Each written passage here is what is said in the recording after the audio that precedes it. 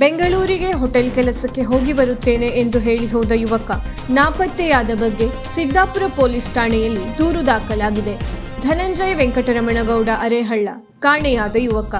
ಈತನು 2020ರಲ್ಲಿ ಹೋಟೆಲ್ ಕೆಲಸಕ್ಕೆ ಹೋಗುತ್ತೇನೆ ಎಂದು ಬೆಂಗಳೂರಿಗೆ ಹೋದವನು ಈವರೆಗೂ ಮನೆಗೆ ಬಾರದೆ ನಾಪತ್ತೆಯಾಗಿದ್ದು, ಆತನ ಪತ್ತೆಗಾಗಿ ಸ್ನೇಹಿತರು, ನೆಂಟರು ಎಲ್ಲರನ್ನೂ ವಿಚಾರಿಸಿ ಅವನ ಮೊಬೈಲ್ಗೆ ಕರೆ ಮಾಡಿದರೆ ಸ್ವಿಚ್ ಆಫ್ ಬರುತ್ತಿರುವುದರಿಂದ ಎಲ್ಲ ಕಡೆ ವಿಚಾರಿಸಿ ಸಿಗದಿದ್ದಾಗ ಕುಟುಂಬಸ್ಥರು ಮಂಗಳವಾರ ಸಿದ್ದಾಪುರ ಪೊಲೀಸ್ ಠಾಣೆಯಲ್ಲಿ ದೂರು ದಾಖಲಿಸಿದ್ದಾರೆ.